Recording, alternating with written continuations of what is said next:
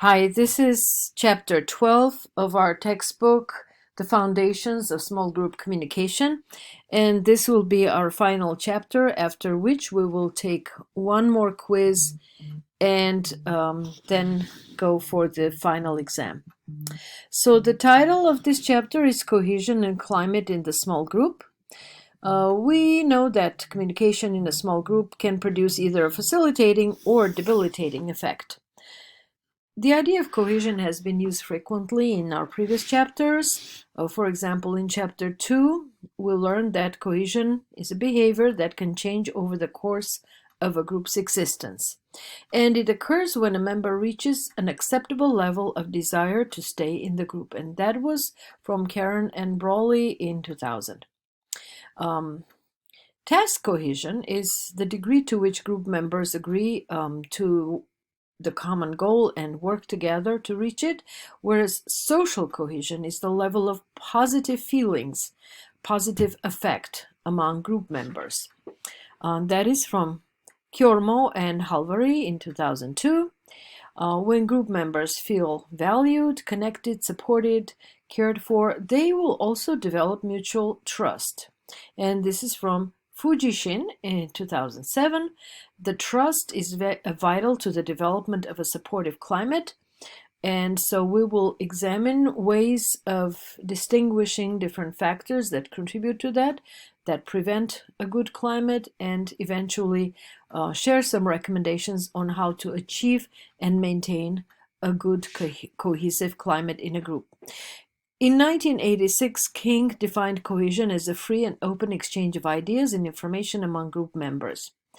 Vega in 1991 suggested an indifferent communication climate will exist when one group member perceives the others as unwilling to commit to a task and its accomplishment. So if there is a group and some members are not doing what they're supposed to do, they're not committed, one person will feel frustrated about it and eventually give up. Evans and Jarvis wrote in 1986 that communication climate reflects group members' feelings towards the group. So it is all about the mutual feelings and the aspects of that relationship that eventually builds the climate in the group.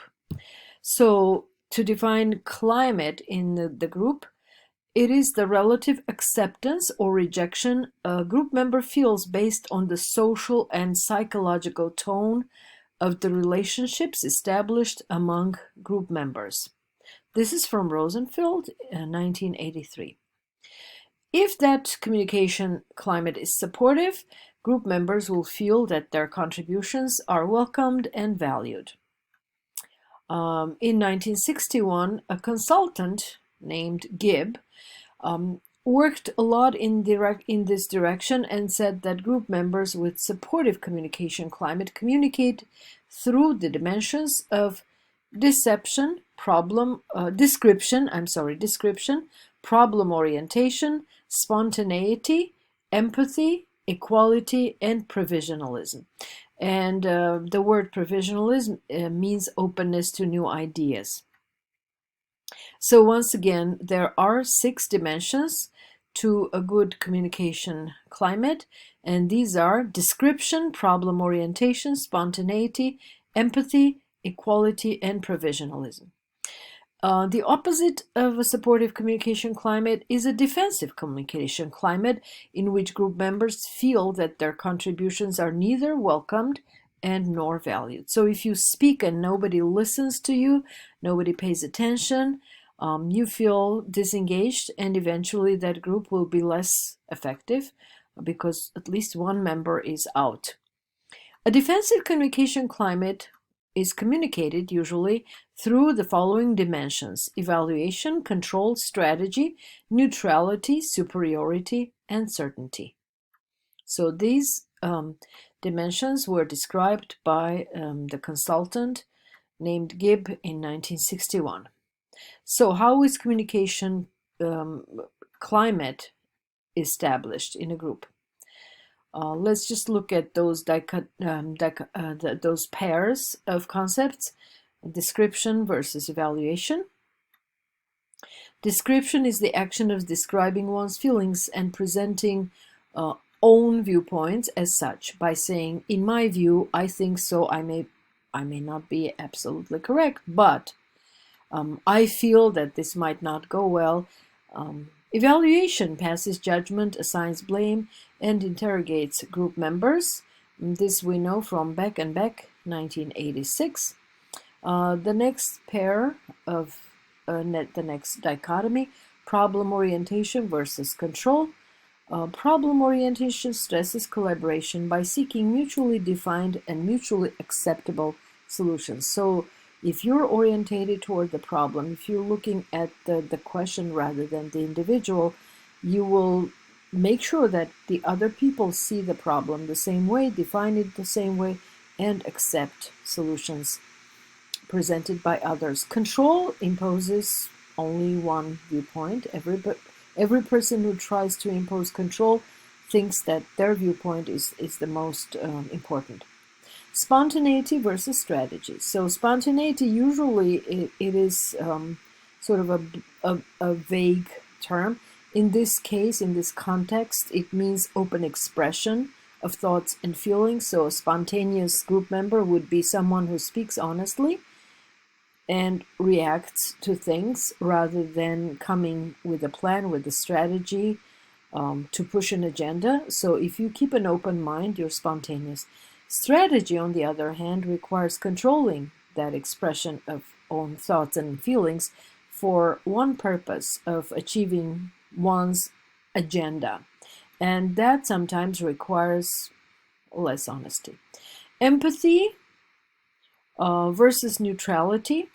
It's clear that empathy is identifying with others, feeling like them, attempting to see the world through their eyes, to see the problem through their eyes, to listen to their viewpoint. Neutrality is indifference towards the feelings or thoughts of other group members, of course, and neutrality in itself is not such a bad thing, but in a group setting, we identified in this context neutrality as indifference and a lack of empathy. The next dichotomy: equality versus superiority. Equality, of course, treating all members the same way, valuing their contribution, not seeing them as any less or more.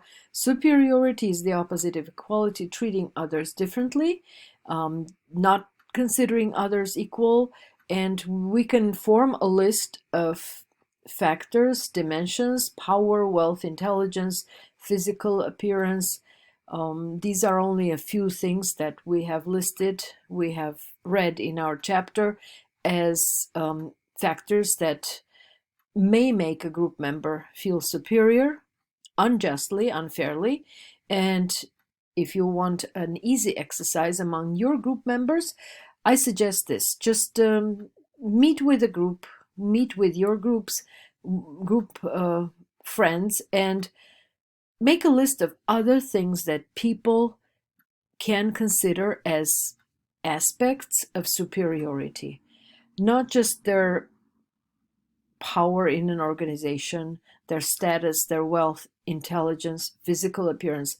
What other things can a person bring up in their own mind to think that they're superior, or to think that someone else is superior?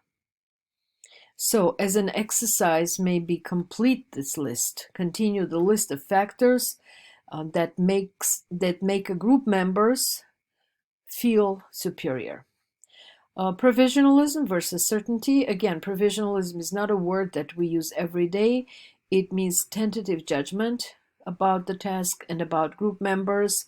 So it is also a synonym of an open mind, whereas certainty sees only one way to approach a task. So being certain is, again, the same as having a strategy, having everything made up. Like, you did not come here to listen to us. You came here with your mind already set. You already made up your mind. You're just wasting our time.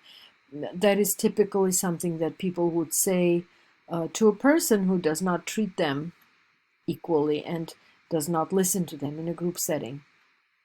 So the final part of this conversation is how to turn a defensive climate into a supportive one. So there are just a few comments here that I will quickly mention, and you can read about this more in the chapter.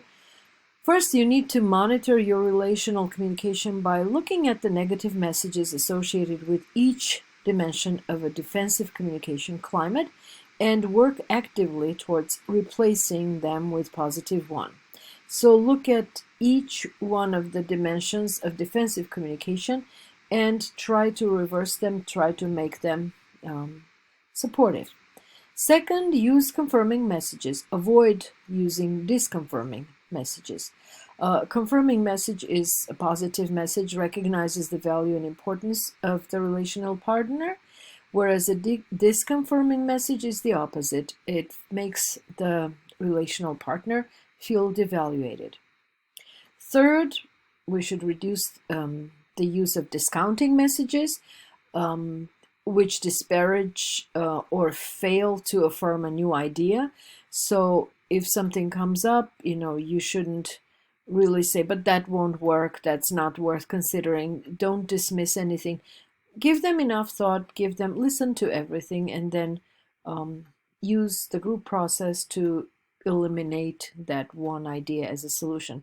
Fourth, engage in lots and lots of feedback. From chapter 8, we learned that feedback describes the response from a listener to the speaker about the speaker's behavior, and this is from Ogilvy and Hazlitt in 1985. We know that feedback sometimes is difficult to hear, but it can be constructive, it can be useful. If you perceive your group members, your colleagues, your friends, as a source of positive and constructive feedback, sometimes critical, you will see more and more feedback exchanged among group members. This communication will increase the members' self-confidence, decrease anxiety, if people are honest and, again, constructive without dismissing each other. So an open exchange of ideas means the group members' self-confidence will rise, anxiety may go down, and this may reflect the cohesion climate of your group, meaning that if there is a lot of feedback exchanged, if there are lots of conversations happening within the group, if people listen to each other and respond to each other, the work will be done better. So these are just a few ideas about how to make your group climate more supportive. You can practice those suggestions in your group sessions. So now we will have a few days to work on the final project, and you can easily apply all you've learned from this and other chapters to your actual small group communication practice. Thank you.